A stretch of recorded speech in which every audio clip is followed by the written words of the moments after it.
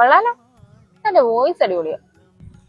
നമ്മൾ ആദ്യമായിട്ട് കണ്ടപ്പോ ഞാൻ എന്നോട് പറഞ്ഞ കോംപ്ലിമെന്റ്. ഓർമ്മയുണ്ട്. ശരിക്കും നമ്മൾ 3 മാസമെങ്കിലും ഉണ്ടായിരുന്നോ?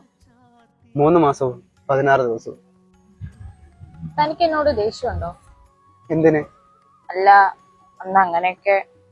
എടാ, താനെന്ന് പറഞ്ഞാലും കാര്യമല്ലേ. നമ്മളൊരു റിലേഷനിലാവുമ്പോ നമ്മുടെ ഫാമിലിയെ കൂടി കൺസിഡർ ചെയ്യണ്ടേ. പിന്നെ വിഷമമുണ്ട്, അതിന് ശരിക്കുള്ള കാര്യം പറഞ്ഞപ്പോ. ജാതിയിൽ താഴ്ന്ന ഒരാളെ വീട്ടിൽ കയറ്റില്ലെന്ന് പറഞ്ഞു. അപ്പൊ തോന്നിയത് വിഷമമല്ല, ഒരുതരം ദേഷ്യമായിരുന്നു. തന്നോടല്ല, എനിക്ക് എന്നോട് തന്നെ, എന്റെ ഈ ജീവിതത്തോട് തന്നെ.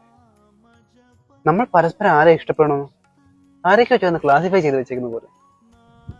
ഞാൻ ഈ ഇന്റർകാസ്റ്റ് മാരേജ് ചെയ്യുന്നവരെ കാണുമ്പോഴൊക്കെ വിചാരിക്കും, അവർക്കൊക്കെ എന്ത് ധൈര്യമാണ് വേറെ ആരെയും നോക്കാതെ സ്വന്തം ഇഷ്ടത്തെ മാത്രം തീരുമാനിച്ച് ജീവിക്കാൻ പറ്റുന്നത്. ശരിക്കും ആ ധൈര്യമൊന്നും എനിക്കില്ല കേട്ടോ, ഇപ്പോഴും ഇല്ല. ഈ വീട്ടുകാരെയൊക്കെ അരമണിക്കൂർ കൊണ്ട് പറഞ്ഞ് കൺവിൻസ് ചെയ്യുന്നതൊക്കെ സിനിമയിൽ മാത്രം നടക്കും. ലൈഫിൽ ആ ഒരു പോയിന്റിലേക്ക് എത്തുന്നത് തന്നെ പാടാണ്. നമ്മൾ രണ്ടുപേരും ഇത്ര അടുത്ത് സംസാരിക്കുന്നുണ്ടെങ്കിൽ എനിക്കറിയാം നമ്മളോട് മനസ്സോട്ട് നല്ല ദൂരമുണ്ട്.